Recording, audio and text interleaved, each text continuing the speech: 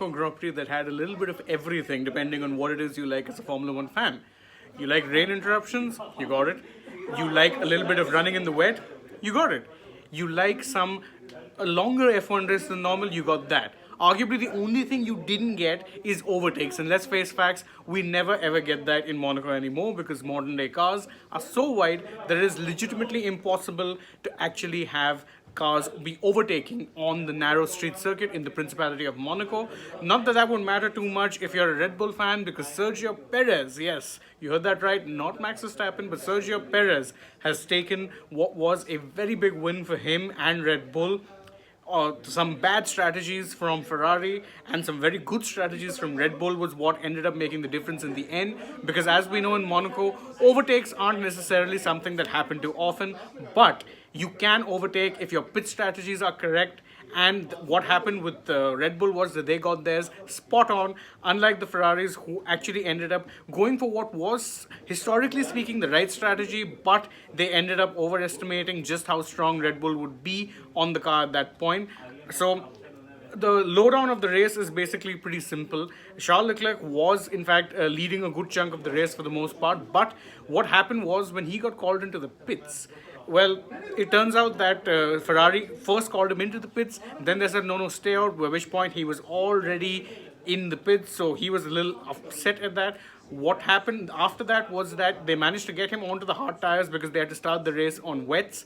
They got him on the hard tires, but Red Bull, instead of responding straight and thus giving the advantage of the undercut to Ferrari, ended up going a little longer, and then on top of that they ended up going longer, extending their lead, and then when they finally did pit their cars, well, they were finishing up ahead, and that was something that frustrated the Ferraris to no end. Obviously, it frustrates Leclerc because he started on pole, seemed guaranteed to be getting a very easy win, but unfortunately that didn't end up happening. The thing was, of course, the great equalizer was the rain, because thanks to the rain we ended up getting a very delayed start to the race.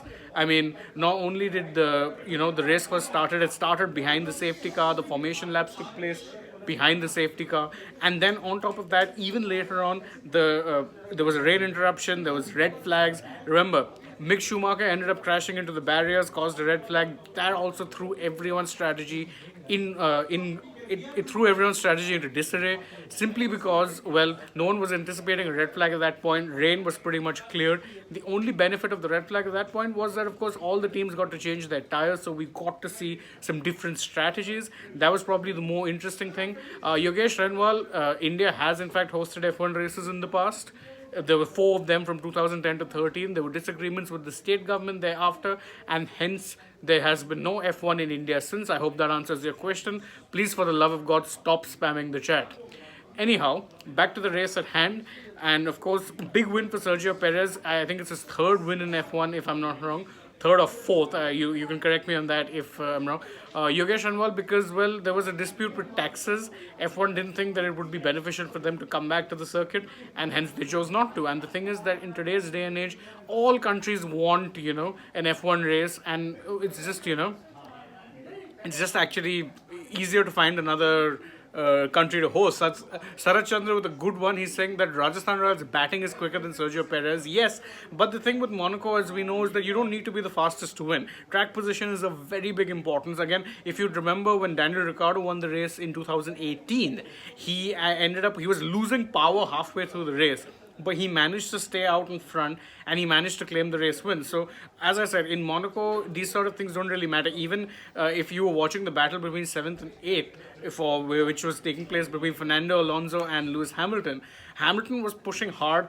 Alonso was not pushing as hard, but he could keep Hamilton at bay with ease, because overtaking in Monaco is next to impossible. The only place or the only way you're going to be overtaking is if you're doing it through the pits, and that was where Red Bull won out. They saw Ferrari go for the undercut, trusted their drivers to actually push hard after that, they happened with the overcut, and then what happened was that, well, they ended up staying ahead, and Ferrari were frustrated because, if you saw the end of the race, all four cars were running in less than a second behind each other. So in fact, the one DRS zone that is present in Monaco, it was like a big DRS train, which normally happens in the back of the pack, but this time was happening in the front.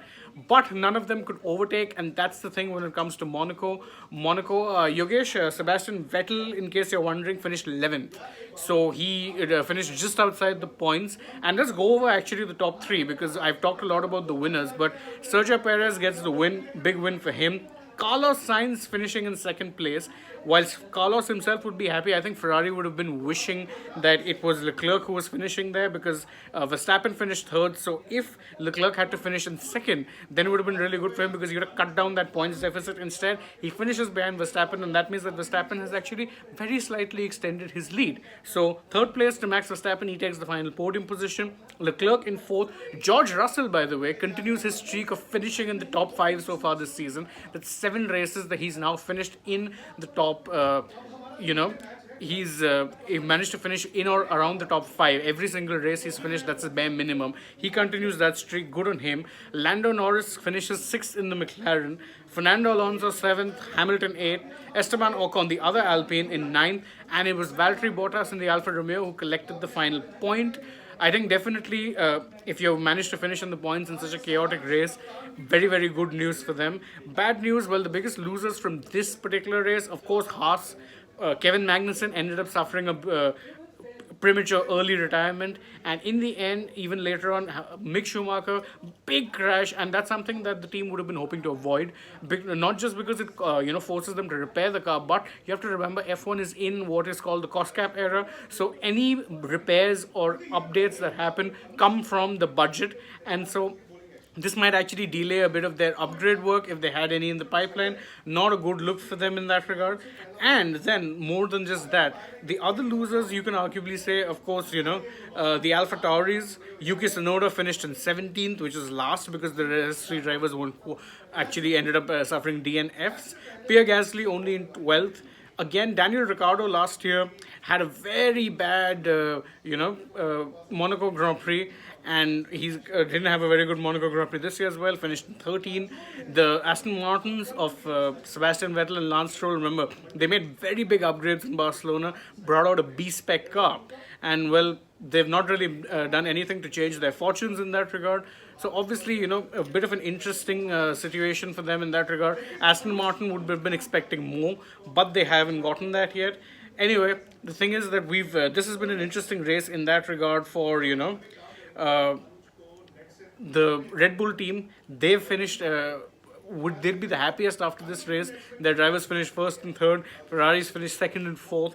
But of course, there were other problems to discuss as well. I mean, the Mercedes cars saw the porpoising problems return, so they didn't get the best of finishes considering what a strong showing they had in Spain. Sarthak, I agree with you. They should consider to have space to overtake in the circuit. I think it would require some, restructuring of the roads where, they have the circuit, because it's a street circuit. But I do agree that it's something that needs to be done, because the circuit as it is right now, it's not really built for purpose for modern F1. One of the reasons that it's given so much reverence is because of the history tradition that Monaco has in F1. But otherwise, as you see, the race can be a little bit of a procession. In fact, it was Nelson Piquet Senior, by the way, not Junior, the 3-time Formula 1 world champion, who described Monaco as riding a bicycle around your house. For me, if you have to ask me for a description, and it's a description that I used with one of my colleagues, Siddhant, earlier, I said that Monaco is kind of like you're feeling a sneeze coming, but then at the end, it doesn't really come. So it's very frustrating in some ways. And you saw those cars. I mean, they were less than a second behind the top 4, but there were no overtakes made. And that's the thing with Monaco, is that, I do agree that maybe there can be changes to the track layout, make it a little wider, make some more overtaking spots, because otherwise the race is more exciting on Saturday than it is on Sunday. Anyway, that is going to be the end of it from me. Don't forget, if you enjoyed the video, don't forget to like it, share it with your friends, leave me a comment below. I do read all of them. Subscribe to the channel if you haven't already, and remember, we will be going live. The IPL final is going on. There's a lot of stuff going on. Don't forget, if you want the best of the latest of sports updates, stay tuned with us. As always, I've been Shane Dice. See you very soon. Bye-bye.